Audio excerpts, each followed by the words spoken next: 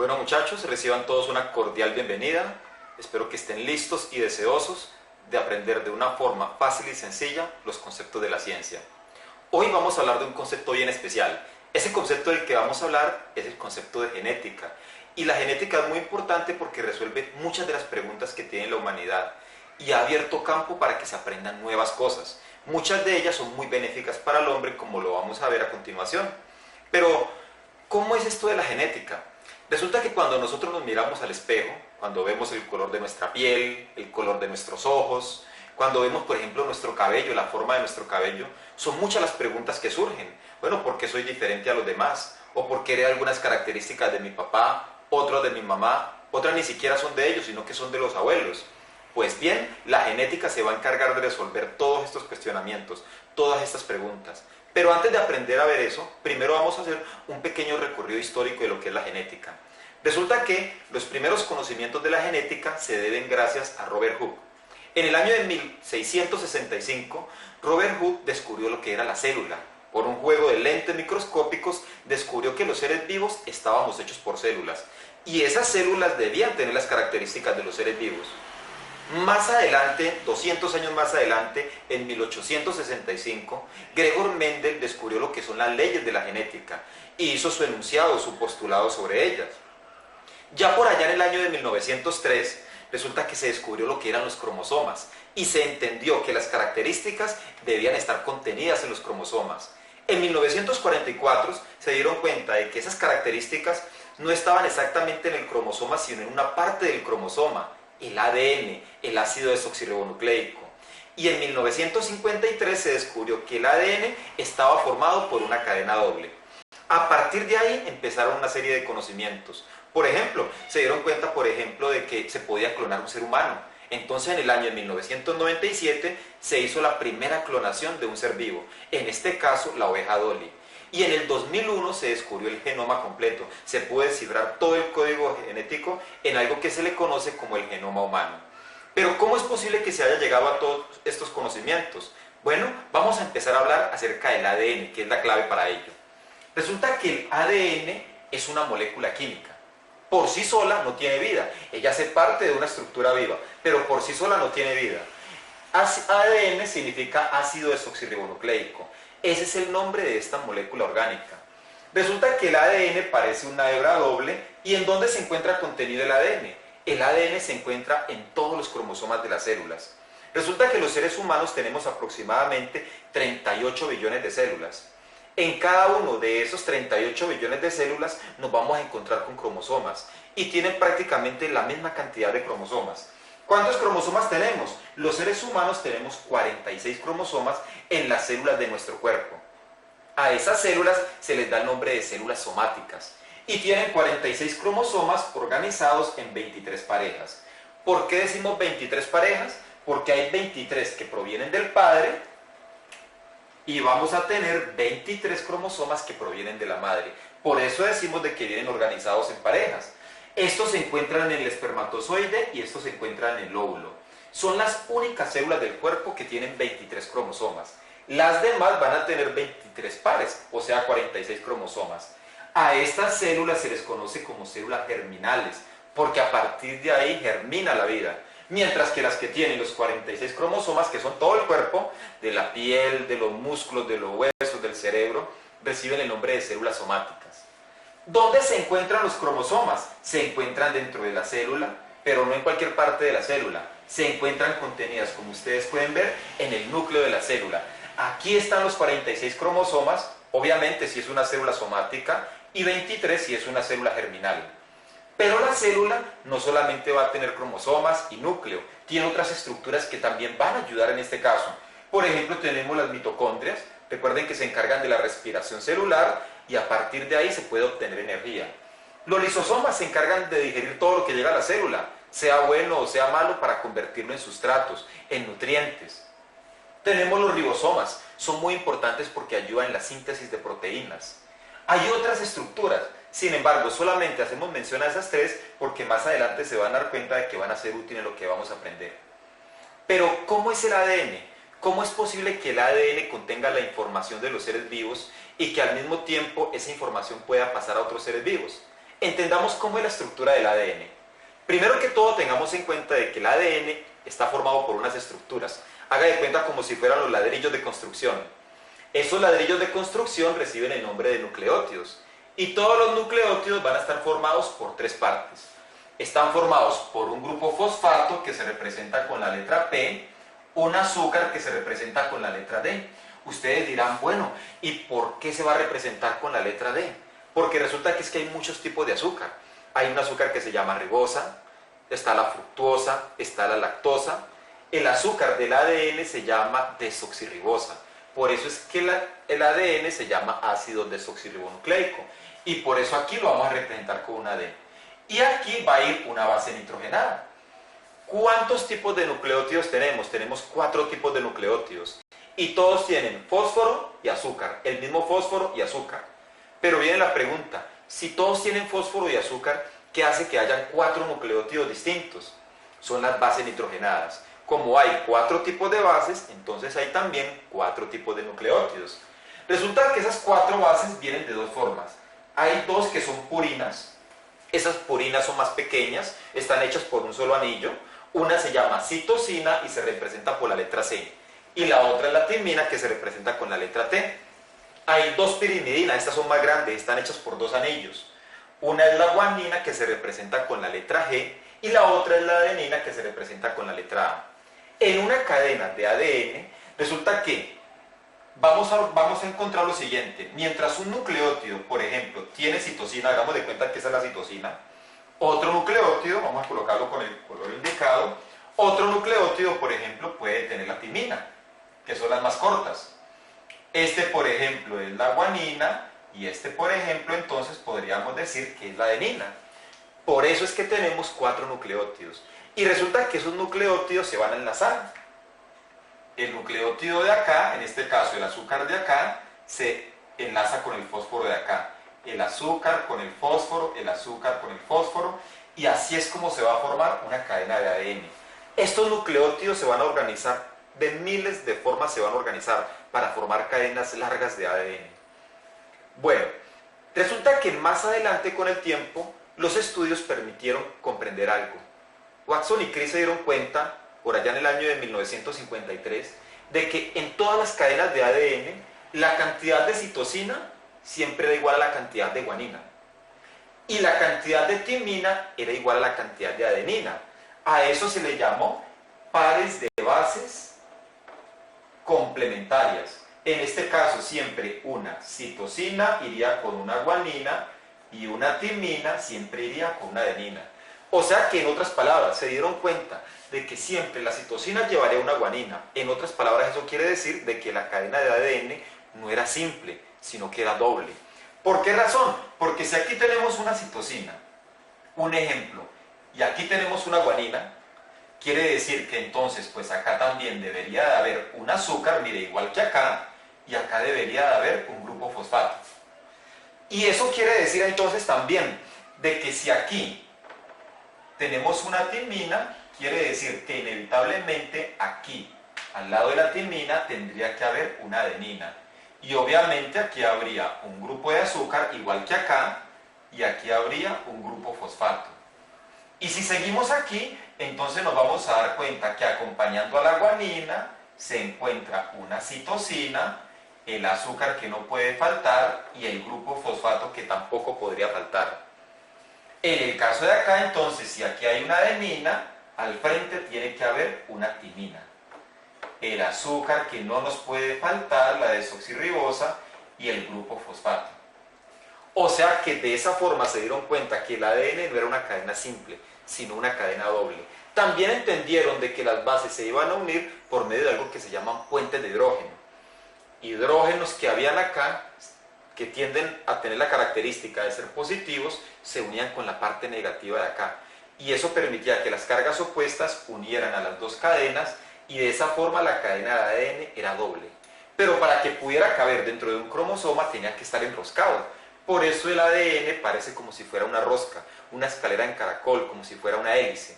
Entonces, ahí tenemos entonces lo que es la estructura del ADN. ¿Cómo se codifican las características? Resulta que esa serie de bases que nosotros tenemos, esa cantidad de bases se pueden organizar de muchas formas y pueden hacer cientos de características. Usted dirá, ¿cómo es posible? Miremos el siguiente ejemplo, miren. El idioma español, ¿cuántas letras tenemos nosotros para poder escribir? ¿Cuántas letras? Tenemos 27 letras. Ese es el alfabeto.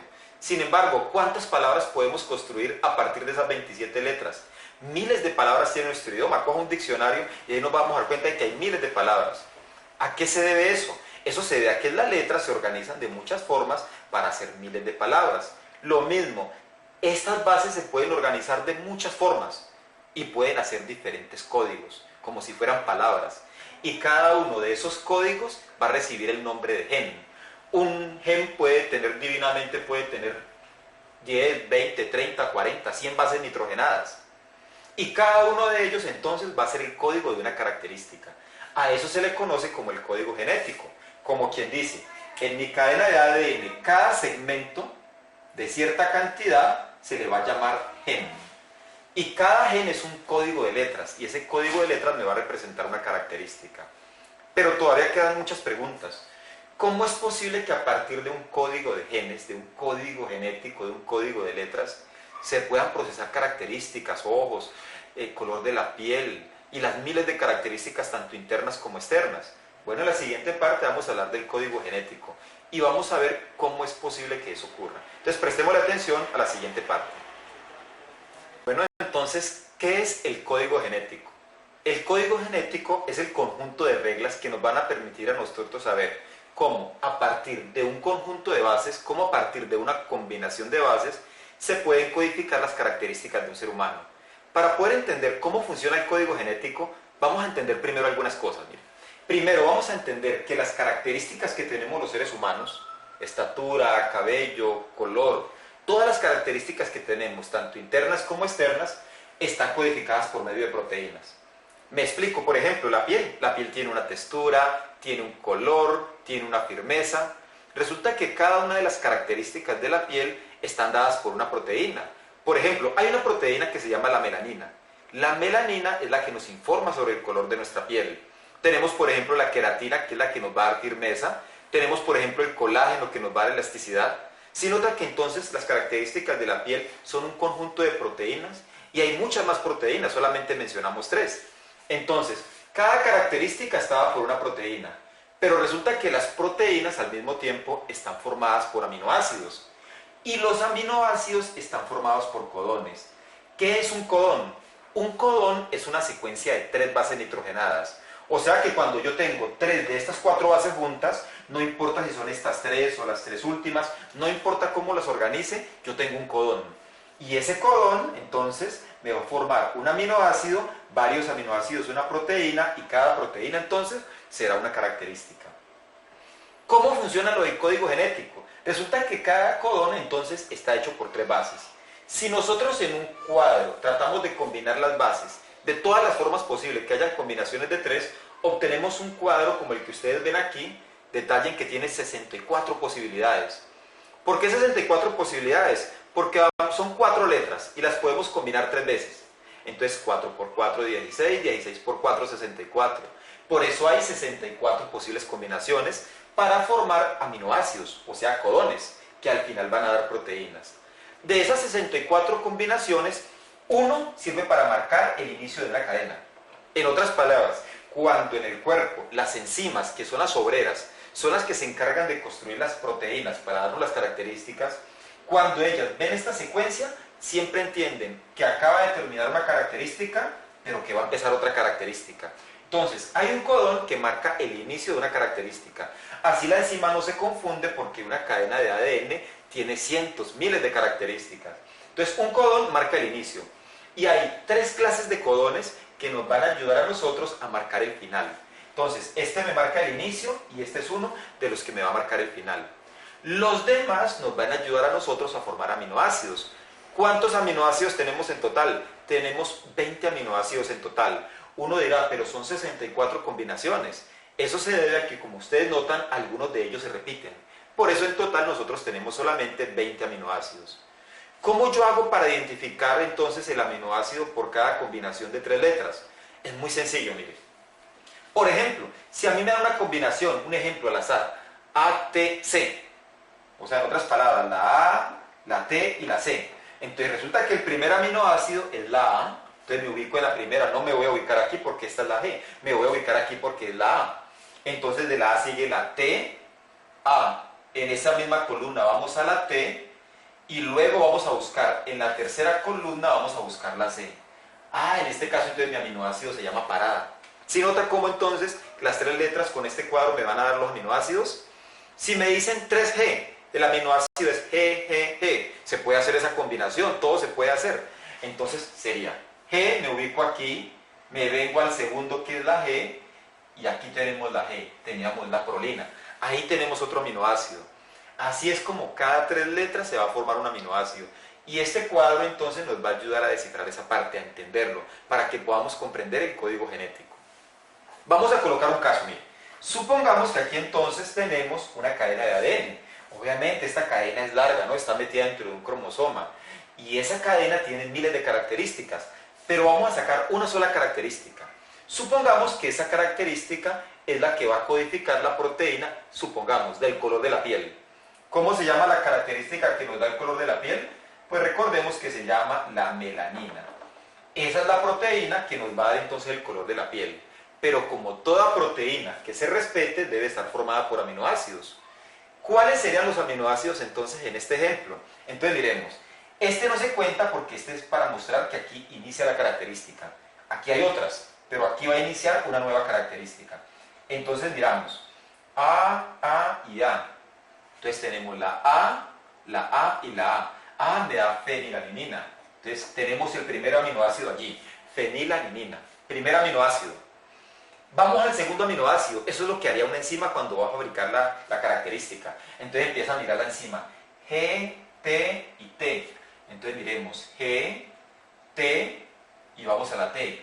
Glutamina. Listo, ya tenemos el segundo aminoácido. Y vamos a mirar el tercero, T, C y G. Entonces, T, miremoslo acá, C y G. Tenemos la treonina. Entonces, ahí ya tenemos los tres aminoácidos. Esos tres aminoácidos fueron codificados por estas bases que estaban en los genes. Por eso es el código genético. Estas tres bases me codificaron tres aminoácidos. Esta me codificó uno, esta me codificó otro y este me codificó otro. Tengo tres aminoácidos que en este caso me van a dar entonces una proteína que se llama la melanina. Ahí se construye la proteína y de ahí va a salir entonces la característica. Y obviamente hacia acá seguirán otras características. Así es entonces como se puede identificar o como podríamos interpretar de una manera sencilla lo que es el código genético. Sin embargo, quedan muchas preguntas todavía por resolver. Preguntas como ¿cuáles? Listo, está bien, el ADN tiene las instrucciones, todo eso está dentro del núcleo de la célula. Pero ¿cómo es posible que esa instrucción salga al exterior?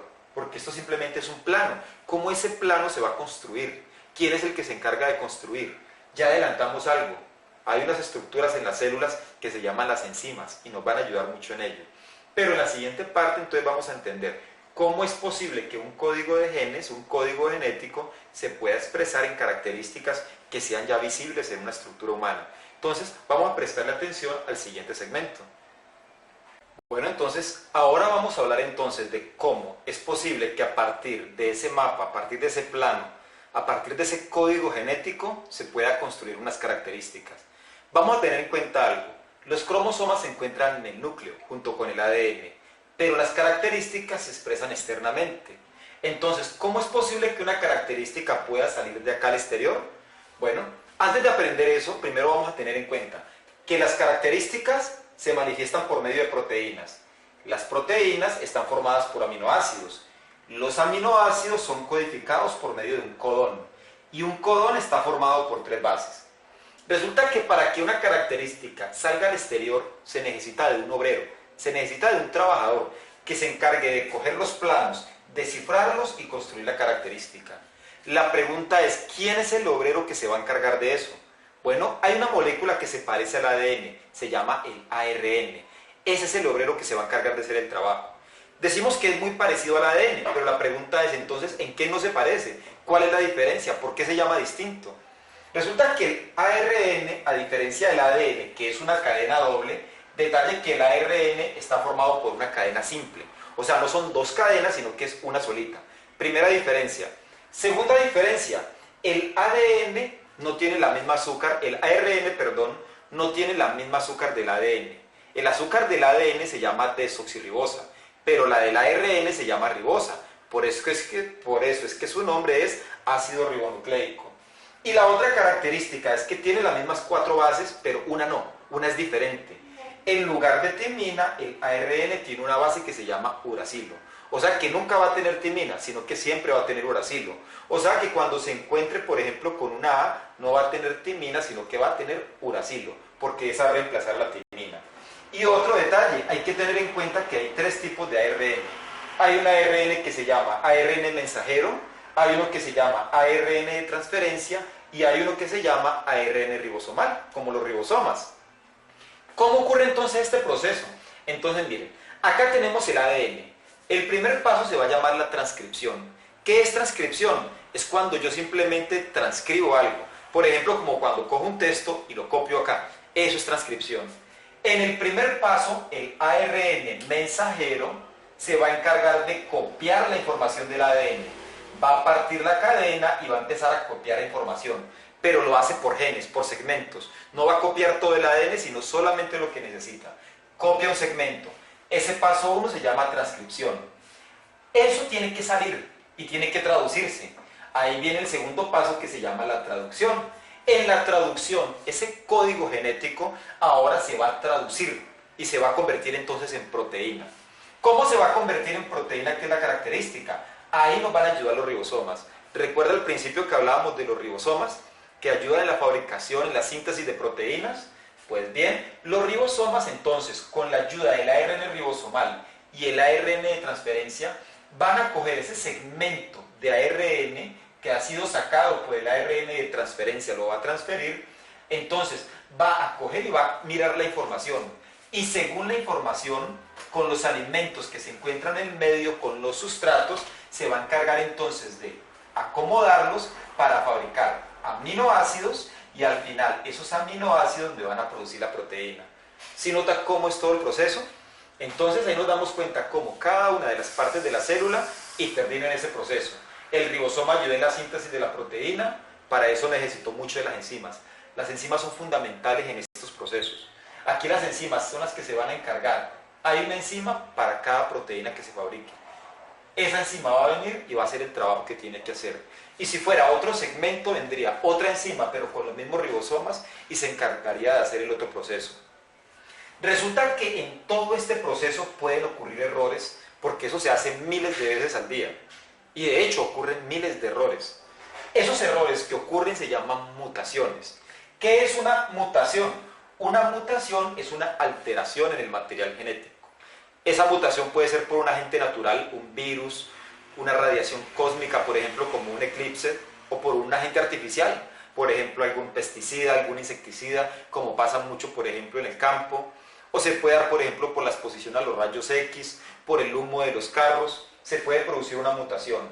Las mutaciones, cuando son a nivel de las células germinales, o sea, el óvulo y el espermatozoide, van a traer cambios en el individuo que van a hacer y va a tener mutaciones que lo van a acompañar de por vida. Cuando es en un individuo ya adulto, entonces va a traer mutaciones a nivel de las células somáticas y eso puede hacer que tengamos tumores, anomalías, que nos pasen cosas extrañas en nuestro cuerpo e incluso que nos enfermemos. ¿Por qué no tenemos miles de enfermedades y todo el día son miles de errores que se cometen? Resulta que hay unas enzimas que se encargan de corregir los daños, de corregir los errores, pero no siempre lo pueden lograr.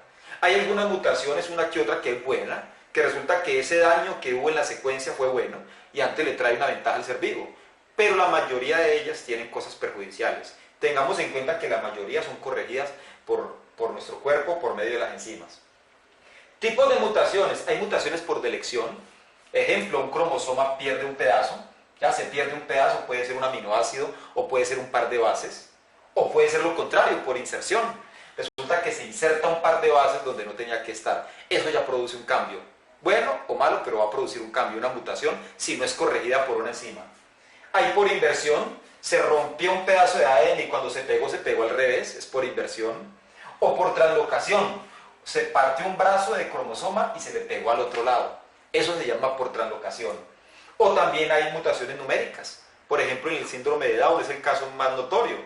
¿Qué es un niño Down? Es un niño que en lugar de tener 46 cromosomas como todos los niños, tiene 47. Es porque en el par 21, en lugar de tener 2 cromosomas, va a tener 3 cromosomas. Por eso no va a tener 46, sino 47 cromosomas. Y eso se traduce entonces en el síndrome de Down. Hay otros que al contrario tienen menos cromosomas y se pueden producir síndromes, por ejemplo, como el de Turner, el de Klinefelter, que va a hacer que hombres y mujeres sean estériles y que no se desarrollen totalmente. Bueno, entonces, aquí en este punto entonces ya aprendimos cómo se construyen las características a partir del ADN. Ahora en la siguiente parte entonces vamos a aprender algunas aplicaciones que tienen todos los conocimientos de la genética. Entonces prestémosle buena atención. Muchachos, entonces ya para terminar vamos a hablar de algunas de las técnicas que utiliza la genética y que se hacen en beneficio de la humanidad. Aunque hay que hacer alguna claridad, aunque algunas de esas técnicas se han diseñado con buena intención, a la larga han traído un profundo debate ético. Entonces, técnicas que utilizan los conocimientos genéticos. Una primera técnica de la que vamos a hablar se llama la técnica del ADN recombinante. ¿En qué consiste esta técnica? Consiste en coger entonces dos genes de dos organismos diferentes y combinar sus genes. De esa forma, a un gen se le puede dar una característica que antes no tenía por medio de ADN recombinante. ¿Cómo se hace? Bueno, si aísla un gen, se utiliza una enzima adecuada. Note que las enzimas tienen unos papeles muy importantes en todo lo que tiene que ver con la genética. Ya varias veces hemos hablado de ellas. ¿Esa enzima qué va a hacer? Va a cortar un espacio, va a cortar un segmento de ADN en un ADN y lo va a cortar también en el otro. De esa forma va a dejar dos extremos pegajosos que son compatibles, porque fue la misma enzima. Una vez que eso ocurre, utilizamos otra enzima que se llama ADN ligasa, y lo que hace es unir los dos ADNs. De esa forma tenemos el ADN con el otro ADN, o sea, un ADN con características de otro que antes no tenía. De esta forma, por ejemplo, en países subdesarrollados donde hay pobreza y hay déficit alimenticio, de esa forma se han cogido alimentos tradicionales y se les han aportado nuevos genes para que tengan nutrientes y vitaminas que antes no tenían, o para que crezcan más grandes, o para que se conserven más, o para que sean más resistentes a las epidemias. Entonces, esa es la técnica de ADN recombinante. Y también se utiliza en los seres humanos. A eso se le llama terapia génica. Muchas de las enfermedades que tenemos los seres humanos se deben a que hay un gen que no está trabajando bien, o tal vez ni siquiera está trabajando. Por ejemplo, en el caso de la diabetes, el gen de la insulina no produce bien la insulina, ha habido un deterioro. Entonces, si se pueden modificar algunos genes interna o externamente y luego volverlos a poner dentro del cuerpo humano, pudiera ser entonces que se pudiera solucionar algunas de las enfermedades. Otro aporte, la clonación. ¿Qué es clonación? Cuando a mí me hablan de clonar, clonar es hacer una copia idéntica. En este caso entonces la clonación se ha aplicado a los seres vivos. El primer ser vivo que fue clonado fue la oveja Dolly. Y se logró conseguir a partir de una oveja, conseguir una exactamente igual, con sus mismos genes y características. ¿Cómo es posible esto de la clonación? Vamos a poner el ejemplo con el caso de un ser humano. Supongamos que yo quiero clonar a Pepito. Este es Pepito. Quiero tener otro Pepito, igualitico a él. Entonces resulta que vamos a coger y vamos a retirarle una célula somática a Pepito. Resulta que como es una célula somática y como vimos al principio, esa célula tiene sus 46 cromosomas, los que le dieron su papi y su mami, tienen los 46 cromosomas. Entonces vamos a coger a esa célula somática, que puede ser de la sangre, de la piel, de cualquier parte, aunque hay unas que son más fáciles que otras, y le vamos a sacar su núcleo, o sea, le sacamos sus 46 cromosomas, toda su información genética. Por otro lado, vamos a buscar una madre sustituta. A esa madre le vamos a sacar un óvulo. Recuerden que los óvulos son células germinales y le vamos a sacar a ese óvulo el núcleo. Ese núcleo del óvulo tiene 23 cromosomas. Recordemos que los óvulos y los espermatozoides son las únicas células con 23. Le sacamos los 23 cromosomas y no los vamos a utilizar, los botamos. Entonces me quedó un óvulo sin núcleo y un núcleo sin el resto de su célula. ¿Qué es lo que se hace? El núcleo entonces de Pepito se va a meter dentro del óvulo de esa madre sustituta que ya no tiene núcleo y tenemos ahora un óvulo con 46 cromosomas. ¿Pero de quién son? Son de Pepito. No hay ni un solo cromosoma de la madre sustituta, o sea que no va a tener ni una sola característica de ella. Luego ese óvulo se introduce dentro de la madre por medio de unas sensaciones químicas, unos impulsos químicos y eléctricos, da la impresión de que ella estuviera embarazada, siente como si hubiera una fecundación y empieza a desarrollarse entonces el cromosoma o los cromosomas o el clon de Pepito empieza a desarrollarse dentro de la madre sustituta. Cuando nazca entonces, este clon va a ser idéntico a Pepito, va a tener todas las características de Pepito, no va a tener ninguna característica de la madre sustituta. A eso se le llama entonces clonación. Ahora vamos a hablar entonces acerca de las células madres, el tercer aporte. Las células madre tienen mucho que ver con la clonación y se utiliza, por ejemplo, para sustituir o para reparar células que se han perdido accidentalmente, por culpa de la vejez, en fin. Entonces, ¿en qué consiste esta técnica? Primero, vamos a clonar el ser vivo. Cuando ese ser vivo ocurre la clonación, antes de que se forme un individuo completo, por aquí un espaciecito, donde vamos en la etapa de gástrula, donde solamente hay un montón de células, que es una parte embrionaria, entonces se va a detener el crecimiento. Ahí se interrumpe entonces ese proceso. Y las células en ese punto son multipotentes. ¿Qué quiere decir? De que esas células en ese momento, que no tienen forma, es una cantidad de células que le van a dar origen a un ser vivo, tienen la capacidad de convertirse en cualquier célula con el estímulo indicado. Se puede convertir en una célula muscular para reemplazar células musculares, una célula nerviosa, por ejemplo, para reemplazar células nerviosas, o por ejemplo una célula ósea, un osteocito, por ejemplo, para reemplazar entonces partes en los huesos o para hacer que crezcan. De esa forma entonces se va a utilizar lo que tiene que ver con las células madres. Al principio veamos de que esto genera un debate, uno dirá, pero ¿por qué? Si todo lo que hemos visto es bueno, pues ¿cómo no va a ser bueno todo esto? Pero va a generar un debate ético. Por ejemplo, en el caso de la clonación, mire, si nosotros lo miramos bien, los que creemos en que la vida empieza desde el mismo momento de la fecundación, pudiéramos llegar a la conclusión de que ese individuo se iba a convertir en un Pepito. Pero pues para poder obtener células, para poder sanar a otro, tuvo que ser destruido, tuvo que ser asesinado. Entonces se puede ver, por ejemplo, como un aborto. Por eso es que hay un debate ético. Por ejemplo, algunos cultivos transgénicos no se han hecho bien y se han creado tal vez alimentos que puedan ser perjudiciales o hacer que alimentos que no deseo que tengan propiedades las tengan y se vuelvan hasta más resistentes. En fin, cada aporte de la genética en este punto tiene siempre un debate ético, porque así como hay cosas que la favorecen, hay cosas que desde cierto punto de vista no se van a ver bien. Bueno, entonces muchachos, hasta aquí acabamos todo lo de la genética. Ya aprendimos entonces qué es la genética, vimos un poco de su historia, dónde se encuentran entonces las características, cómo se codifican, cómo se producen características completas en los seres vivos. Aprendimos, por ejemplo, también algunas aplicaciones, entonces, en este caso de la genética. Espero que haya sido el video de su agrado, que lo hayan disfrutado. Si hay algún comentario, por favor, al final lo pueden dejar con todo gusto, que estamos para mejorar. Y si les gustó, pues no les olvide decir que les gustó. Muchas gracias por la atención prestada.